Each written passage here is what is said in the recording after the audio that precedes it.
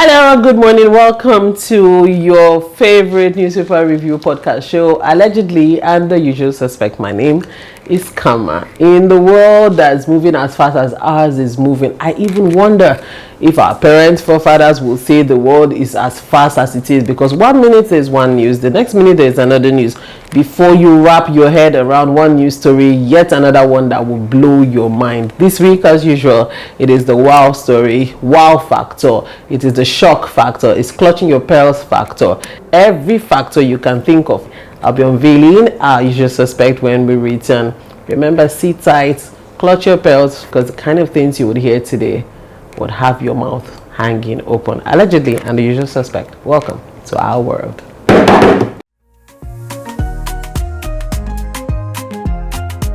Welcome back. You are on Allegedly and the Usual Suspect. With me is my favorite suspect. Yes. Akbi baby. Akbanoko. As we all remember, yes. Malami has been going through some travels at the hands of EFCC. No, it's not travel. Okay. It's not travel. Polishing. No. Some normal routine. Exercise. Well, I think it's good because sometimes you feel so relaxed in this country. You need to be gingered. In this country now, if EFCC have anything with you and you're publicized and people are seeing it, you're a big boy already. EFCC don't catch you before. There is umbrella. Wow, are you feeling? Speaking an interview where he spoke in Hausa, Malami has said his rights were violated by security agencies when they searched his house, and they searched his house without his consent. But now I want to quote what he said. I have spent time in EFCC custody, Kuje prison, and with the DSS. I believe it is all God's will and I accept it, but I will defend myself against all of these allegations. Like Malami, in a country as ours, big men do not go through this sort of thing. I hate the fact that people do wrong things and put God in front. Okay. If they go prison, in all things, it's God will. In all things, give thanks. Give thanks. You know, say accuser. And he's giving thanks to God for his travels. He's going through persecution. Who they persecute him? EFCC, DSS, Kuje prison people, they are all persecuting Malami. Please, who was Marawi? Now, is a Yosh. Yes. When you judge people, would you take the people that you judge to prison, or would people bring them? And this is why I always say build prisons when you're in power. Just in case you need to go back there. We have a sitting minister building houses for judges. 40 duplexes for judges built in Abuja. See. 40 duplexes, 7-bedroom duplexes with cinemas with swimming pools. But are you sure? So that if you have a case tomorrow against him, yes, the people that he gave house, yes, cannot. It's the same thing like if you're in power, build prison, so that in case you cannot build houses for judges and you are sent there, you at least get comfortable abode. Can you see how it's been related? Malami didn't do well. He should take a cue from what Wike is currently doing. And another thing here, we have this exclusive news from Sahara Reporters where EFCC has arrested an NDDC employee who's by the name Pastor Esimogu. This current news is ongoing because it's a large-scale financial scam. But you know, but if it is NDCC, this kind of thing, we used to hear it about this. Exactly where I was going to. We used to hear it now. What's so special? What's so special? Because of his pastor. PDP condemns Nigeria's ranking in 2026 Global Terrorism Index and says further that Tinubu, the APC, they're dancing on blood. Wait, PDP? Yes, PDP. Wait, I don't understand. People's Democratic Party. Okay, which of the PDP? Which of the PDP do you know? Okay, I know the one that they say is original PDP. Okay. I know the one that they say APC is using Wike to destroy his fraction. So which of them? Is it Wike side that is talking, or is the original PDP that is talking? The problem is I don't even know PDP anymore. When PDP says the administration is dancing on blood, was there a time when PDP was in power? No, that's the administration, the C period. Was there a time? Answer me now, the C period. Was there a time in the history of PDP that you can remember that weren't dancing on blood? Remember, where did Bring Back Our Girls start from? But the girls came back now. how many of them? If Leah Some Shaibu, came mature, Leah some- Shaibu is still in captivity, Eh? and it started from PDP. Okay. So I think it is very, very ingenious for PDP to wake up and start to criticize APC. No, that's the normal Because thing. as far as I know, APC is filled up with PDP members. No, don't say that. Don't say that now. Okay. No, APC cannot be filled up with... APC is filled up with the original PDP members. Eh? The people who are left now in PDP are those who refuse to go anywhere. No. Because I they disagree. because they probably just like opposition. No, I disagree. APC, the righteous people, will not accept PDP that are the devil. I didn't even see the sarcasm. No, now APC are the people that are changing the country now. You can see what Tinubu is doing. But changing he the has brought country, power, so that changing the country is something we need to talk about, because our President Bola Ahmed Tinubu has sealed a £764 million deal to redevelop Tinkan Island, Apapa Port. This news story is coming from Punch, Nigeria. which of the Apapa port? Apapa Ports, Which of them? the one where we have Hold up. We have goods being delayed. not to Apapa Road, the port itself. the port. So after you do the port, where would they pass? Snake Island, Tinkan Island, all of those places has to be developed with 746 million naira that was signed between the United Kingdom and Nigeria. So this morning I see United Kingdom that will give it to us, or will provide it. Details will come to us in a few days, but it's a partnership, so they'll probably put some money, we'll put some money. And it And will since be- the money is being called in pounds, let's just imagine that it's UK's money. It will be loan now. No. It's just Support. Let me tell you what happened this week, Akpan. When our president got to the UK, there were flags of Nigeria in the UK, Nigerian flag, UK flag, British flag, all over the streets. You know they had to get, now you wear. Exactly why I wore it. So our flag, I felt so proud. For the first time, you could feel Nigerians being recognized abroad. Our brothers who live there, who people look down on, like, you're from Nigeria. Streets were cleared for our presidents. Yes. The king himself hosted our president, Yeah. held his hands, walked down. He gave some sort of prestige to the Nigerian people abroad. It does nothing for us here. Fuel is probably going to go up this week. But you could see, the two people who live abroad, so they felt better about themselves. How They do felt, you know? Well, you interact with a few people. And that was what You see they them go for told you. dinners. You see them on the street shouting. Tinubu is passing and they're shouting, Tinubu. But give me that. You know, you see everyone. After they shouted Tinubu, man, what next? I didn't even hear anything else. Yeah. I just kept hearing Tinubu, and it was just. And did you see our president's tease when he was walking? Like, it was so beautiful to watch, and I felt for the first time in a long time, I felt pride as a Nigerian. And did you hear that one of the journalists were asking him, are you going to discuss when he went to see Prime Minister? No. That the person was asking, are you going to discuss about the insecurity in Nigeria? He no answer. So Tinubu has done well this week. Let's give credit where credit is due. Tinubu, and then he went to 10 Downing Street. He talked about terrorism. He talked about how the world is faced with terrorist attack. The war. Nigeria is not immune. Britain is not even immune. Wait, the war. That's what he He said. did not emphasize on Nigeria. No, he's not going to personalize terrorism to us. Besides the trade agreement, it's also been decided that asylum seekers in the UK, people are seeking for asylum. You know, the UK gets a lot of applications every year. Because Nigeria is such a comfortable country, we are also going to, when UK accepts some applications and they cannot accommodate those people, they're going to be sending them to Nigeria. Hey! Man, they no come on. No, you go there. So Okay, where they won't keep them? For Bruno? we Merukuri. have spaces. No, we don't really have in South. We don't have in Southeast again. Southwest, we don't have. The only place we have now is North. No. No. I don't agree. No, we have so much space Some in of these North. people can come here and be teachers. No. Some of them can come here. Oh yeah, and which be people tailors. actually need the teachers now? Is it not the North? Well, They are the whole leaders. Nigeria can benefit. No. So asylum seekers are now welcome to Nigeria. More than no come on. I use code back now. If you cannot give you.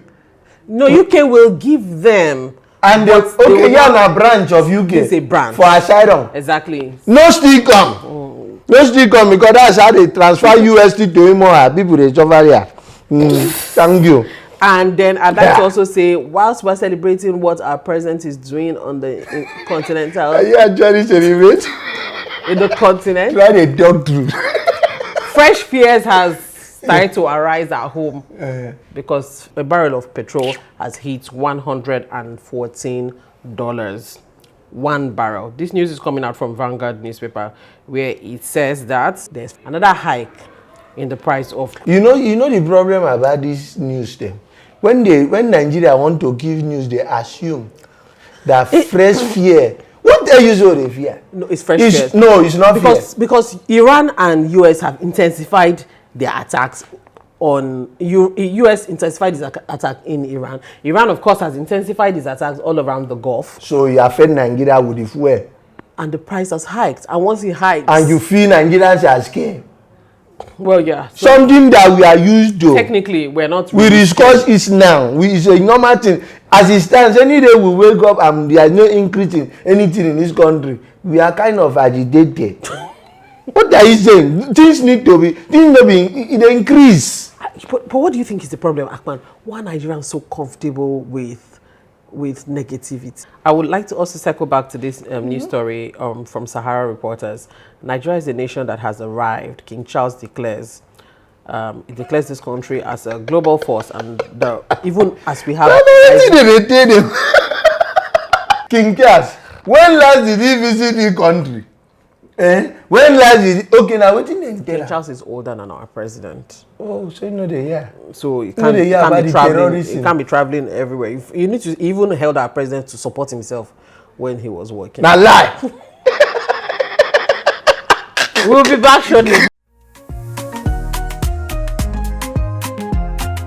Welcome back. This one is from the desk of the president, Bola Ahmed Tinubu, and regarding Maiduguri attacks that keeps being incessant. He says after a recent review of the things happening in Borno State, he is very profoundly upset. And he said after mourning, he gave a speech and all of that. I want you to know this, that our president has directed all service chiefs to relocate to Borno State. For what? Move the offices there. You have no business being in Abuja as a service chief and saying we are monitoring situations closely in Borno State. No, he's saying the IGP, the military, the CDS, the Navy. He's saying everybody, Air Force, every service chief, police, military, Navy, Air Force, take your bags, NSCDC, everybody move your offices to Borno State and work from Borno State to stop this terrorism that has bedeviled that region. This is another reason to celebrate our country and our president today. Can you give a round of applause? Please, service chief. Now red flag with it.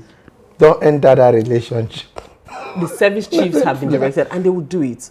And we'll come back here on this show to celebrate their victories. And before you get more shocked, let's circle back to Wike's story. This is from Tell magazine, and it says outrage in Nigeria as Wike inspects luxury duplexes for judges while millions struggle with poverty and food palliatives. The judges are getting 7-bedroom mansions with cinemas, with swimming pools, state-of-the-art equipment, smart homes, and the citizens are getting boxes of spaghetti, noodles, tomato paste, oil in boxes carried to their head and say, we keep voting these people who are getting mansions. Make it make sense. Are you not the one celebrating the country? No, for me, I'm not sure. But two truths can exist. No, me, I'm not sure. But this is what we know we gave her. Even when it was a governor in Rivers State. He built houses for judges. Yes. And that is why you go to court, you know if you lose case. So anybody that have case with him now. When we come back, more shocking things happen. You go to sleep one day, Senegal is CAF champion. You wake up the next day. Morocco is CAF champion. I'll bring you more on this information when we come back. 3 weeks in a row, Akpan. UMAHI remains UMAHI. Last week when we came here, we talked about the woman that had mentioned that she was being owed monies by UMAHI. She came out last week to say everything she said was made up. She's not being owed money. It was all a lie. She has consulted with people and they've told her to sheath her sword. And I did mention to you, Akman, that I thought UMAHI should sue her. But then again, we're back this week, and just over 24 hours ago, she comes out to say, he's still owing me. Oh, everything I said I was forced to say by my lawyer. I said it now. I did I not say that woman is reading that paper. Because I heard it on the camera jam. I heard somebody opening paper like this. Married. You see, people make the work of advocacy so hard, so difficult. People stuck out their necks for her. Showore did. Mama P in Edo State. They had rallies to support her and say, pay her this money. And then she comes out one morning to say, I'm not being owed. Now she comes out again to say, oh, I was cajoled. I am by still the being lawyer. owed. Yeah, and I'm still being owed. What do we do? You guys were sad. Yes. About the Nigeria's display outing at the Just We are robbed. We are rigged. We are pro-Euro. And then suddenly you guys seem so excited because Senegal won. It was a very, very critical game. Yes. And Senegal wore green and too. Senegal won. Yes. And West Africa was rejoicing that the cup came to West Africa and not North Africa. But we wake up 24 hours ago and the CAF has a new ruling that says the cup should be returned to Morocco because Senegal halted the games and walked out of the game. So I do not know a lot about football, but I used to imagine that when a game is over and they've blown the final whistle and they've declared the winner, the game is over. So do we also go to court? Would the judges need houses in CAF? We can go win this case. So, How do we finish a game? We end it, we celebrate, we do closing ceremony. They take the court, they display it in their country, they welcome them home, they display it at the president kept it at the back of you know, they take pictures with it and all of that, and then you wake up on the months after and you say there's been a ruling and that because they stopped the game at some point, they forfeited the game that you also came back and played. Your player played a penalty and missed the penalty. Exactly. The game that you got to so if the player end of the match, you people did penalties and. So if the player has caught the penalty, we will be talking about. No, this. For no talk more. Oh, which have just been the one Morocco. So does it mean that football is not? No, not football. You say football in Africa. Does it mean that football in Africa has different guidelines from the ones played abroad? No, football in Africa now want to be like politics in Africa. Oh, which is quite sad. Yes, because we need to build houses for yours now. But I would also suggest that if Senegal refuses to return the cup, can it be divided? If they can divide it so that there can be peace, because we do not want to wake up and there's another war happening in Africa and it's something as trivial as they didn't return our cup. And in closing today, I'd like to say that VERYDARKMAN is doing something really laudable. Yes. I saw a video of him building a school. Yes. I saw a video of him doing something with BURNA boy about a village. Yes. I see these works as good deeds. Yes. For the fact that VERYDARKMAN told you is the fourth arm of government and is showing you everything that will prove that part. He went to a village that don't know have road. Even BURNA boy no know some village with no get road. Now VERYDARKMAN open the eye. I near. He come near. Rate. Ahu. We'll see you guys next week. The show has been allegedly and the usual suspect. My name is Kama.